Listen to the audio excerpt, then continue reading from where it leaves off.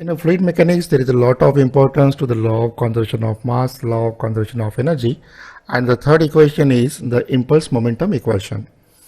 So, according to the Newton's second law, we have net force is equal to rate of change of momentum. This one is a vector quantity momentum, which is the product of mass into velocity. Momentum is defined as mass into velocity, and the rate of change of momentum is simply, instead of mass, you have to take the mass flow rate multiplied by velocity. Mass flow rate itself is a product of density into area multiplied by velocity and again multiplied by velocity v. So according to the Newton's second law, we have net force is equal to the final momentum minus initial momentum, m dot o representing the final mass flux and m dot I the initial mass flux. So we have m dot o will be same as rho 0 a0 v0 into v0, and the initial mass flux is rho I ai vi into initial velocity vi. As far as the incompressible fluid is considered, we can very well replace m dot as a product of density multiplied by q0 and m dot equal to rho into qi. So rho can be taken common, so it is finally a difference of q0 v0 minus qi vi. This is generalized statement here where outflux and influx is defined. So let's consider here a nozzle is impinges on a fixed plate. So we have a nozzle exit velocity equal to Vj, exit area equal to Aj, and we can very well calculate mass flow rate is equal to rho into Aj into Vj. But if the plate is moving, in that case the approach velocity will be different. So in a generalized form, we'll write here the mass flow rate is a product of density multiplied by area of jet multiplied by relative velocity. Relative velocity is given as the vector difference between the jet velocity and the plate velocity equal to u bar. If both are acting in the same direction, that is the jet is coming and the plate will move in the same direction, in that case we have relative velocity will be equal to Vj minus u. And if the plate will approach towards the jet, that is both are acting in opposite direction, then your to Vr will be equal to Vj plus u. So let's consider here the first situation that we have a fixed plate and a nozzle having a jet velocity equal to Vj, area equal to Aj, and the jet will strike exactly on the plate, and after the discharge the velocity will go in a upward and downward direction. This time you have to take the balance along the x direction. So at this section here where it impinges, the x velocity will be equal to 0. So we have the v0 will be equal to 0 here, that is after impinging the velocity equal to 0. We have vi is same as equal to vj. Always draw this diagram, that is assume here a control surface including here the exit of the jet and the plate. So we have at inlet we have mass equal to mi, inlet velocity equal to vi. At this point here the horizontal direction velocity equal to 0. Naturally the corresponding mass flow will also equal to 0. And as per your convenience, you can show the direction of force. This time I assume the force in a leftward direction.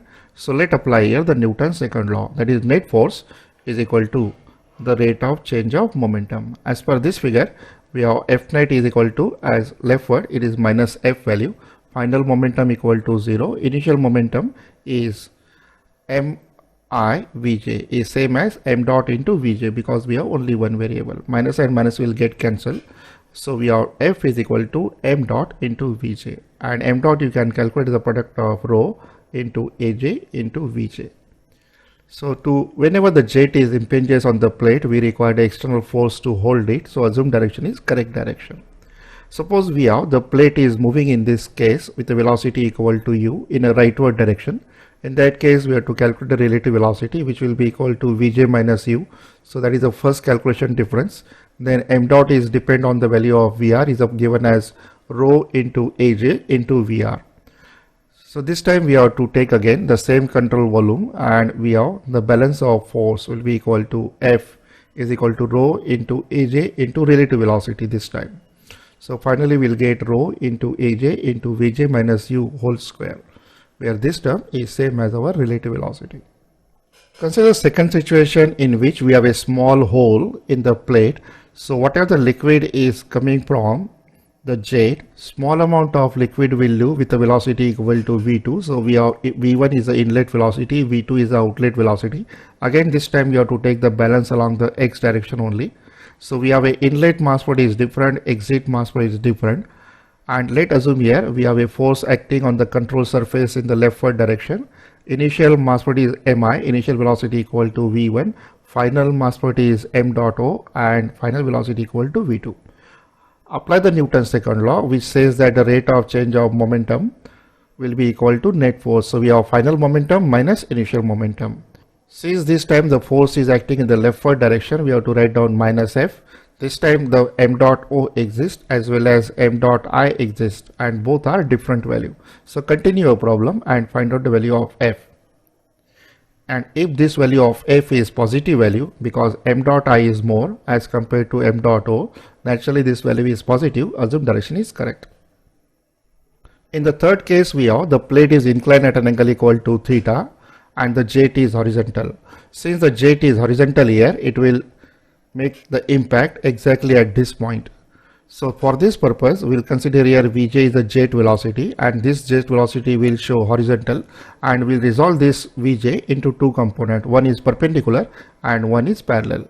Perpendicular component we called as a normal component is Vj sine theta, and let's assume here that we required a force here. So this time our line of action is perpendicular to the plate as similar to the previous two cases.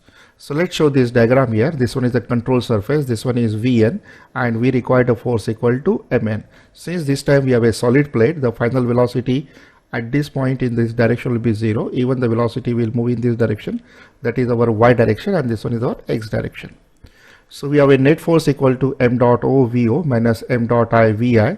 So final momentum will be equal to 0 because we have V0 itself equal to 0. And this time we have shown the Fn this way. This value will take it positive value. So Fn is negative value. In that case, we'll get Fn equal to m dot into Vj into sine theta. Now whatever the Fn we have, we can resolve into two components. One is Fx and Fy, and we can find out here the horizontal component of a force and the vertical component of a force as sine theta and cos theta. Some back calculations are required if the height of the water above the jet is given, and so we have given here a jet and the height is 6.2 meter below the free surface. What we required is the velocity calculations here. That can be done by applying the Bernoulli equation. This time the cross section area of the tank is not given, so assume that the tank is very large. One is open to the atmosphere, so atmospheric pressure will be equal to 0. Since the tank is very large, we assume the V1 equal to 0, Z1 equal to 6.2, Z2 equal to 0, P2 equal to 0, and V2 we can calculate here. Once we calculate V2, apply the concept of control surface and find out the net force using the same equation. So show here V1, show here V0 and the value of force, and then apply the Newton's second law. You have to be very careful about the two concepts that is normally applicable in the case of impulse momentum. We normally say just before impact and just after impact. So this time we have given a jet here at a height equal to 1.5. So that is not representing actually just before impact. So when this jet will come near to the plate, that will be taken as just before impact. At this station, it is taken as just before impact. That is, the jet will travel a vertical distance equal to 1.5. Then only it is taken as that is a velocity before impact. So to calculate this velocity V2 from V1, these both points are open to the atmosphere, so we can apply the Bernoulli equation, and using the Bernoulli equation you have to calculate what is the velocity at a distance equal to 1.5 from the jet position. Once we calculate that velocity, then again apply the equation of the Newton's second law. Here after impact, the vertical direction velocity will be 0, water will go along the x direction, so we have value of V0 will be 0, but we do have the inlet. This time the inlet is V2 and not V1. Solve this, you will get the normal force required or the normal reaction on the ground. So consider here a reducer section, and we have the property are known. V1 is known, A1 is known, and the pressure P1 is known. Similarly, we have known the property at section 2. Whenever you have to calculate the force on the pressure conduit, you draw here one diagram, that is a pressure diagram, and second diagram you represent only velocity. Now apply the Newton's second law, And remember here the Newton's second law says that the net force acting along the direction of velocity is same as the rate of change of momentum. Using this figure, that is a force diagram, you write down F net, that is that this direction will be taken as positive. So P1 into A1 is positive, P2 into A2 is negative, and Fx is negative. Write this quantity on the left side. On the right hand side, we have to write down the rate of change of momentum, that is final momentum minus initial momentum. Since mass is going to remain constant here, that will take in common. We have final velocity equal to V2, initial velocity equal to V1. Solve this equation step by step if we know the value of P1 and P2. And finally, we can compute here the value of Fx. Let's demonstrate this. We have A1 equal to 10 to the power minus 3, V1 equal to 2 meter per second, P1 equal to 3 bar gauge, and A2 is equal to 10 to the power minus 4, and point 2 is just outside the duct. So it has a 0 gauge pressure. Using continuity equation, we can calculate V2 here. Once we calculate V2, we can calculate m dot. M dot is remain same for both sections. So using the pressure diagram and the momentum diagram, we have to calculate these two forces. So in one diagram you have to show the force, second diagram you normally represent by the help of momentum only. So apply the Newton's second law, that is net force equal to rate of change of momentum. Using this one you can write the pressure balance, that is P1 multiplied by A1 minus P2 multiplied by A2 minus F of x. Using this one we can write the momentum is equal to m dot into V2 minus V1. Substitute all this value and find out here horizontal force required. Let's have a discussion about the forces due to the jet on a curved vane. So this time we have given a curved vane and we have a jet is impinges on the vane with a velocity equal to V1 and it get diverted at an angle equal to theta. We have initial velocity equal to V1, final velocity equal to V2, but since there are no losses takes place, we have V1 is same as equal to V2. Now this time we have to balance the momentum along the x direction and y direction. For this purpose we'll resolve the V2 in two components. One is the horizontal component and one is vertical component. Initially we have only horizontal component and the vertical component at the section 1 will be equal to 0. So net force you have to calculate in two ways. First you have to calculate along the x direction and second you have to calculate y direction. Assume suitable force Fx and Fy as per your convenience and now apply the Newton's second law. So according to this figure we have Fx is negative quantity and we have m dot is remains same. Final velocity component is V2 cos theta, rightward is positive, so you have to show positive, minus initial value, so this one is minus V1, and then you can solve this equation. Since here V1 and V2 is same value equal to V, we can take out here V1 V2 equal to V common. What is left is cos theta, so we have Fx equal to m dot V into 1 minus cos theta. Whatever the treatment you have done along the x direction, same thing you have to apply along the y direction. So apply the Newton's second law along the y direction. Net force along the y direction upward is taken as positive.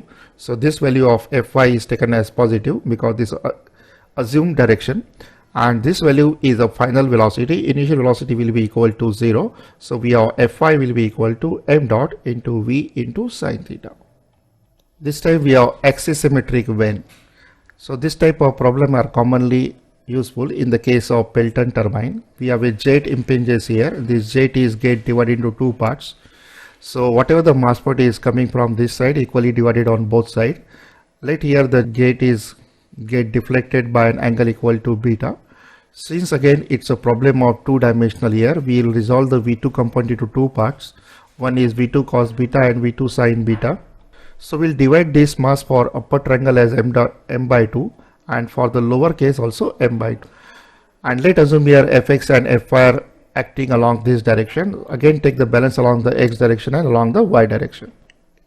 If it is a frictionless, then the inlet velocity will be same as the outlet velocity. So we have F net equal to minus of Fx. Final momentum is m dot by 2 into V of cos beta. This one is leftward, therefore I take a negative sign. This component is also leftward, it is minus m dot divided by 2 into V of cos beta, and this component is rightward, is m dot V. Solve this equation, you will get Fx equal to m dot V into 1 plus cos beta. Similarly, we can calculate along the y direction. This time V2 sin beta is upward, second value of V2 sin beta is downward. These two values will cancel, and initially we don't have any vertical component. So in the case of axisymmetric, the vertical force is always equal to 0. We only get the horizontal force.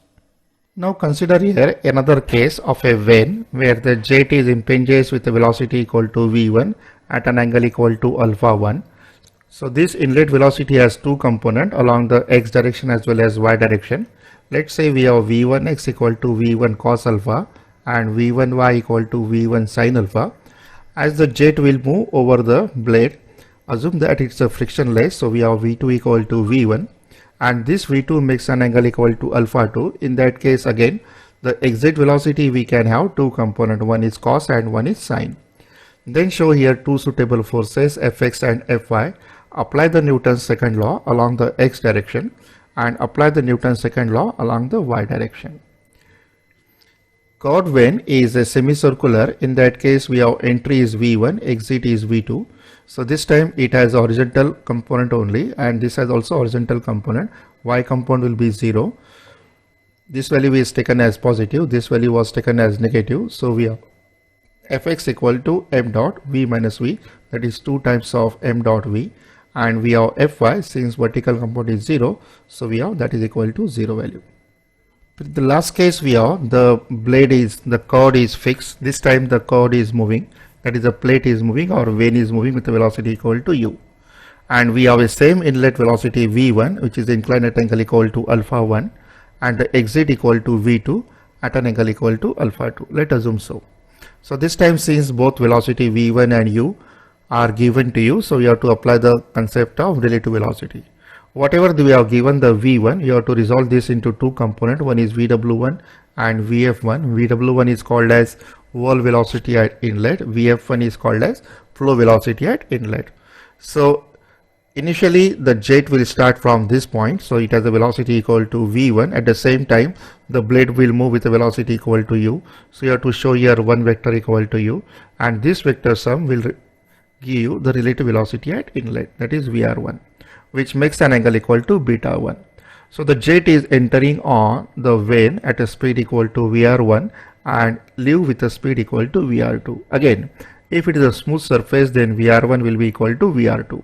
vr1 is entering at angle equal to beta 1, so vr2 will make angle equal to beta 2.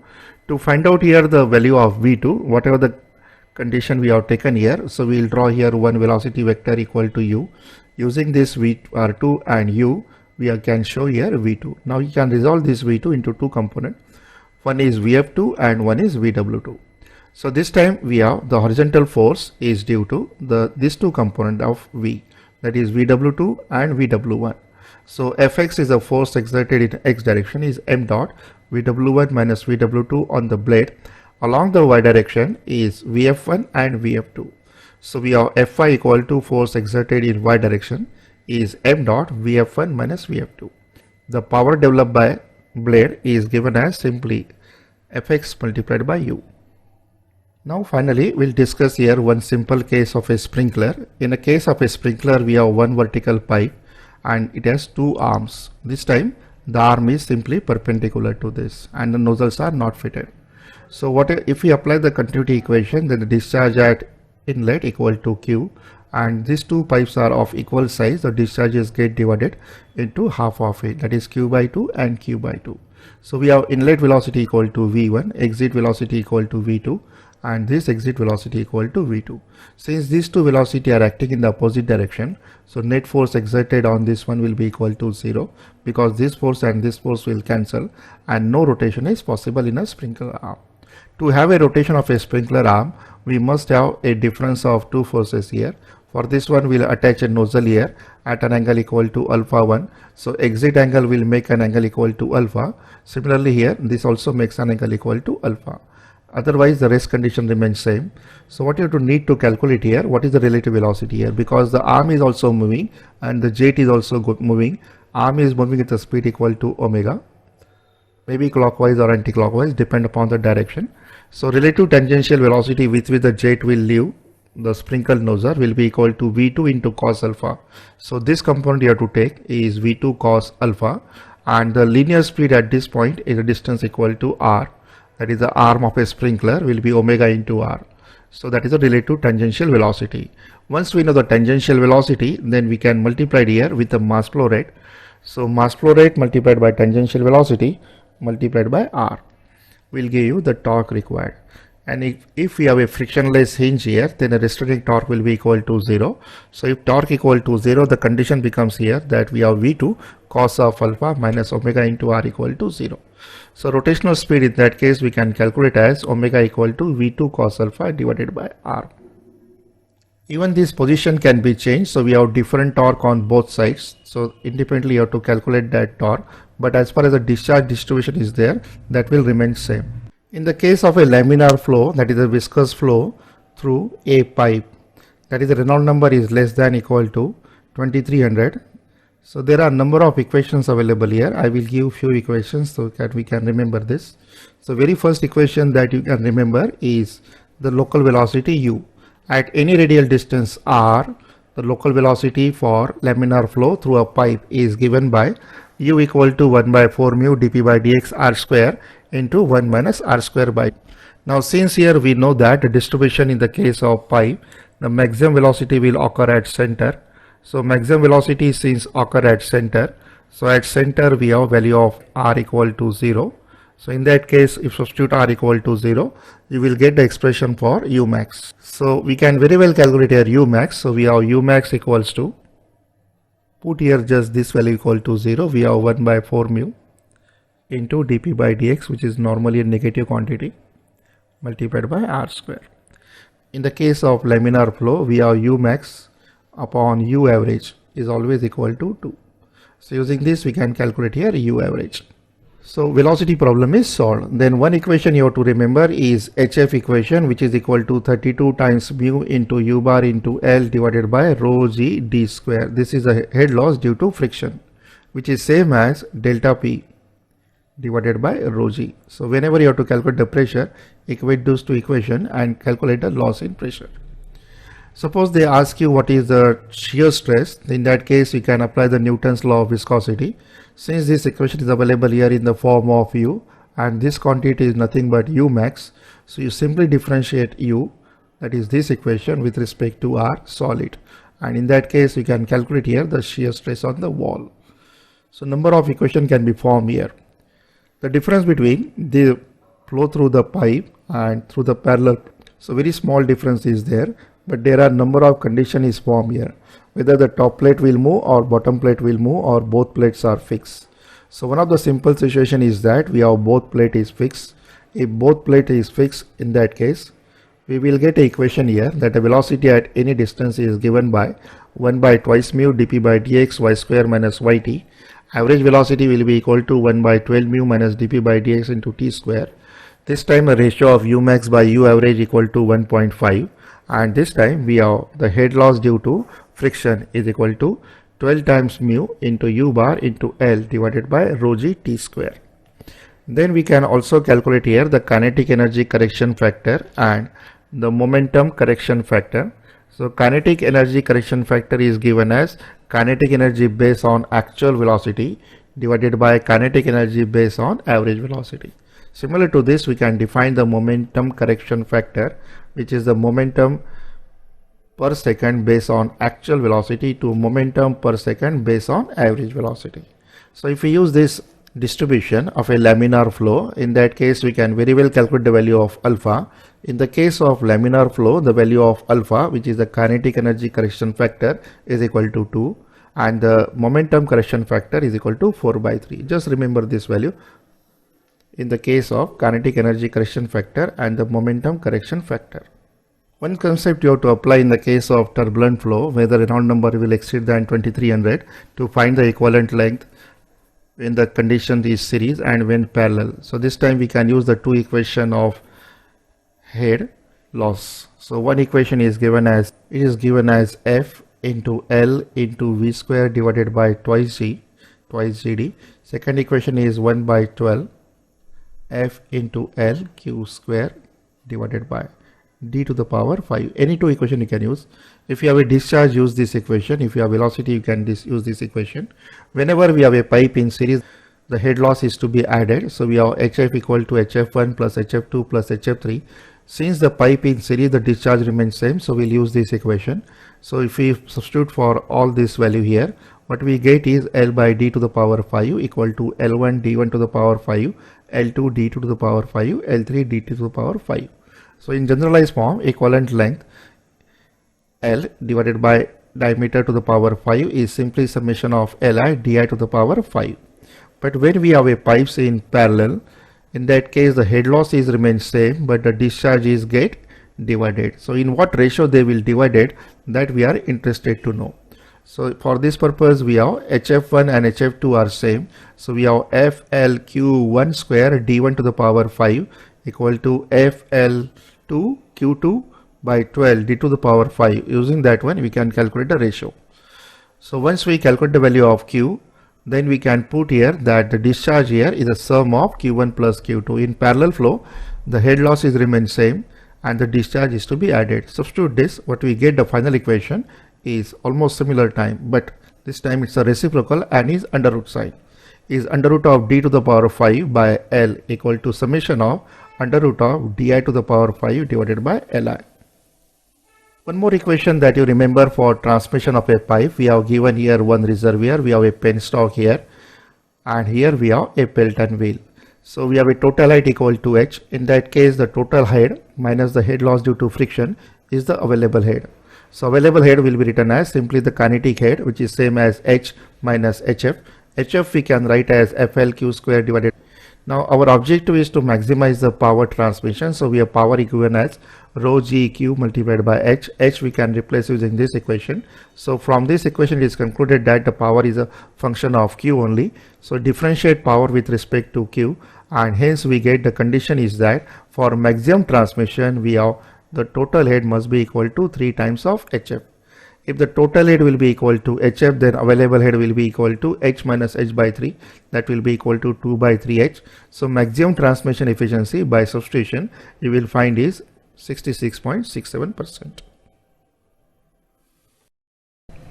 The video you are watching is from the app, which is the Mode Class app available on Google Store, and in this app we'll cover all subjects involved in mechanical engineering for GATE. Join the course directly from your mobile. The link is given here.